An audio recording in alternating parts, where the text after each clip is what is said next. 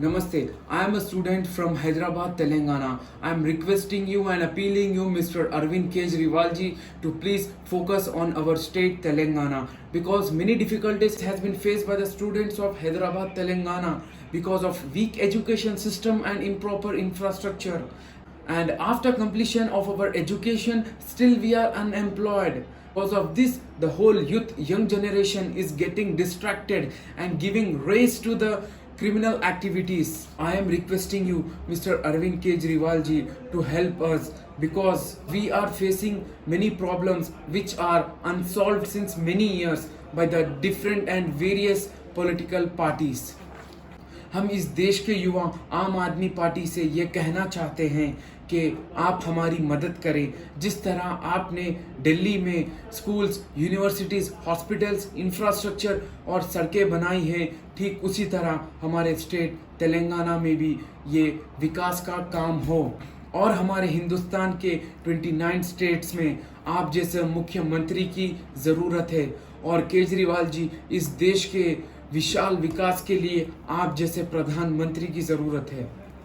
Mister Kejriwal ji, जिस तरह आपने दिल्ली और पंजाब में electricity free, education free, hospital का इलाज फ्री, महिलाओं को बस की यात्रा फ्री, ठीक उसी तरह हम हिंदुस्तान के सारे युवा यंग जनरेशन ये चाहते हैं कि अरविंद केजरीवाल जी के नेतृत्व में इस हमारे हिंदुस्तान का विशाल विकास हो, क्योंकि ये देश तब आगे बढ़ेगा जब इस देश का हर युवा शिक्षित होगा और बेरोजगार को आत्मसम्मान से रोजगार मिलेगा। और मेरे भाइयों बहनों, हमने आज़ादी से लेकर अभी तक इन 75 सालों में हमने यही सुना है कि इंडिया एक डेवलपिंग कंट्री है। एक बार ईमानदार सरकार को मौका दीजिए और देखिए कैसे आप कह सकेंगे कि इंडिया एक एजुकेटेड एंड डेवलप्ड कंट्री है। मैं सारी जनता से ये कहना चाहता हूँ कि हमने इस बार कोई उद्योगपतियों की सरकार नहीं बनानी है, हमने इस बार एक आम आदमी की सरकार बनानी है ताकि एक आम आदमी ही दूसरे आम आदमी का दर्द समझ सकता है। और ये दूसरी पॉलिटिकल पार्टीज हमसे बेरोजगारी, महंगाई और हजारों करोड़ों के घोटाले छुपाने के लिए ये लोग हमें जाति और धर्म के आधार पर बांटना चाहते हैं। हमें केजरीवाल जी को मौका देकर इन सबको नाकामयाब करना है। और मैं जनता से ये भी कहना चाहूँगा कि ये जो दूसरे पॉलिटिकल पार्टीज है, ये हमारे संविधान का एक एक पन्ने का सौदा कर रहे हैं। हमें इस सौदे को रोकना होगा। हमें इस बार उद्योगपतियों की सरकार नहीं बनानी है, हमें इस बार एक आम आदमी की सरकार बनानी है। इस बार हमें कोई ऐसी सरकार बनानी है जो सरकार आपके बच्चे के भविष्य के लिए एजुकेशन फ्री करा सके, जो आपके माँ बाप का इलाज मुफ्त करा सके, जो आपके भाई को रोजगार दे सके, जो आपकी बहन को आत्मसम्मान से सुरक्षा दे सके।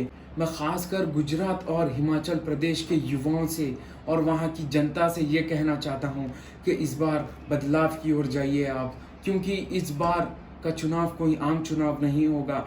इस बार का चुनाव संविधान का चुनाव होगा, क्योंकि इस बार अगर आपने सरकार से सवाल नहीं किया तो आने वाला जनरेशन, आने वाली आपकी पीढ़ी आपसे सवाल करेगी, क्योंकि ये इस बार का चुनाव एक संविधान बचाने का चुनाव होगा ताकि हमारे संविधान के एक एक पन्ने का ये व्यापार ना कर सके। ये लोग हमारे देश को इन उद्योगपतियों के हाथों बिका रहे हैं। I am ready to flow my blood on the land of Hindustan for the development, for saving our constitution and for rebuilding our infrastructure because since many years we are going backward। और मैं आखिरी में ये कहना चाहूँगा, एक मौका ईमानदार को, एक मौका केजरीवाल को।